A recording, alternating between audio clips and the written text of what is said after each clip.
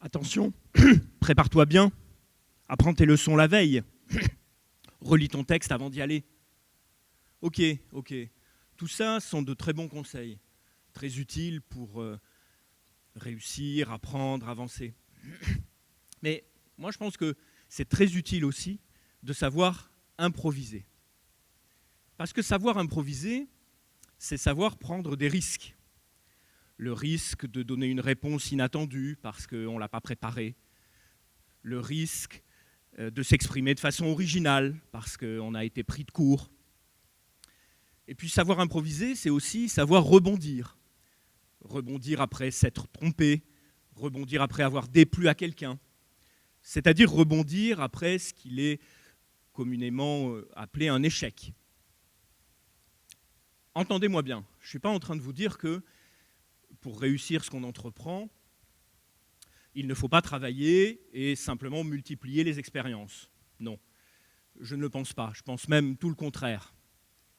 Avant de pouvoir sortir des sentiers battus, il faut d'abord bien connaître les itinéraires balisés. Avant d'inventer une forme nouvelle, il faut longtemps répéter les gestes qui ont fait leur preuve. Je ne suis pas non plus en train de vous dire que pour inventer, il faut systématiquement se mettre en danger, surtout si c'est pour fuir la réalité. Ça demande souvent plus de courage d'affronter la réalité que de la fuir, surtout si on se rend compte qu'on n'est pas forcément conforme au plus grand nombre et que ça va demander un effort de faire sa place. Faire sa place, c'est souvent plus difficile que d'en recevoir une, mais c'est plus intéressant aussi. Pour illustrer mon propos, je vais prendre un exemple tiré de mon expérience personnelle. L'entreprise que je dirige aujourd'hui, Théâtre à la carte, au début, c'était une improvisation. Aujourd'hui, c'est une entreprise qui donne du travail à plus de 100 personnes, des comédiens, des formateurs, des consultants, qui intervient sur les 5 continents, dans toutes les langues, ou presque. Et pourtant, au début, ce n'était pas gagné. C'était pas gagné parce que théâtre et entreprise, voilà deux mots, deux mondes qu'on n'a pas spontanément envie d'associer. Et pourtant qui marchent très bien ensemble. Ça marche parce que nous n'utilisons pas les savoir-faire et les talents des artistes pour faire de l'art dans l'entreprise, pour transformer chaque salarié en artiste. Non. Nous les utilisons, ces talents, ces savoir-faire, pour libérer la parole, pour débloquer des situations parfois conflictuelles, pour faire avancer, pour faire évoluer les comportements professionnels. Bref, grâce au théâtre, nous faisons du management. Mais une forme de management qui redonne toute son importance à la dimension humaine.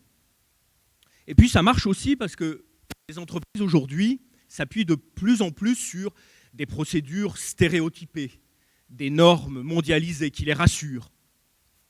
Mais dans le même temps, elles veulent paradoxalement s'en émanciper parce qu'elles se rendent compte qu'elles manquent de créativité.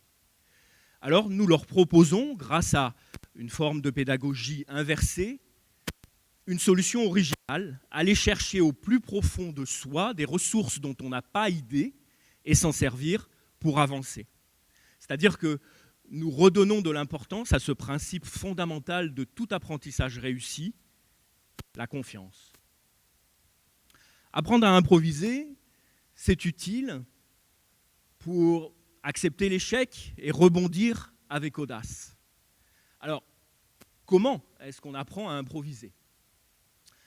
Eh bien, il faut travailler ce qu'on appelle les piliers de l'improvisation, qui sont au nombre de 5.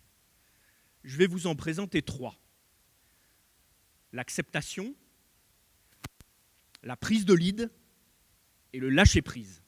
Et je vais essayer de vous montrer que ce sont aussi 3 compétences très utiles dans le monde professionnel. Alors tout d'abord, l'acceptation. Ce qui est naturel chez l'homme, c'est le refus. C'est instinctif, c'est une forme d'autoprotection, une force d'inertie face au changement et à tout ce qui est différent de moi et de mes opinions. En revanche, l'acceptation demande un effort, elle n'est pas naturelle. C'est la raison pour laquelle c'est utile de travailler sa faculté d'accepter l'autre. Eh bien, une bonne improvisation, une improvisation théâtrale réussie, c'est celle qui, en tout premier lieu, est fondée sur l'acceptation des propositions de ses partenaires. Parce que si on les refuse, l'improvisation bloque et elle tombe tout de suite dans une impasse. Dans le monde professionnel, cette compétence est fondamentale lorsqu'il y a du travail en équipe. Il faut percevoir ses collègues, les différentes parties prenantes, comme des partenaires plutôt que comme des ennemis ou des concurrents. La prise de lead, maintenant. Un leader, c'est celui ou celle qui sait fédérer un groupe et le mettre en mouvement dans une même direction.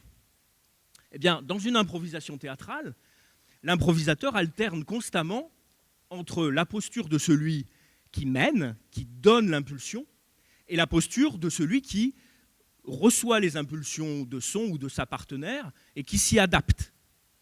Et donc on apprend que avoir du leadership, c'est quelque chose de momentané, c'est une posture qu'il est parfois utile d'avoir, d'autres fois non.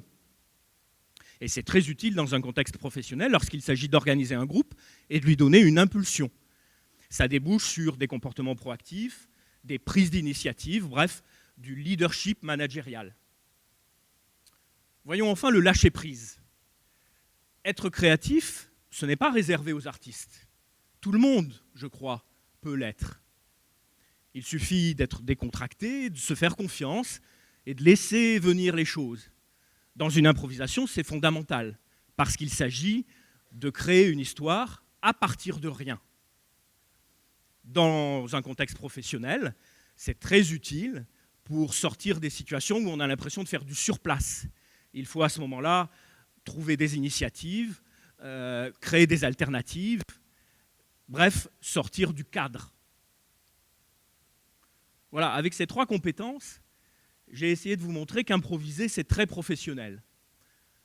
Parce que ça nous oblige à considérer l'échec et l'inconnu, non pas comme une sanction ou un danger, mais comme des leviers grâce auxquels on peut se développer.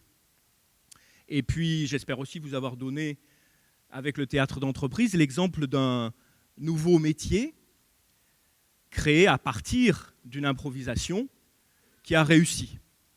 Des métiers nouveaux qui restent à créer, il y en a plein, et pas seulement pour les geeks et les passionnés d'informatique.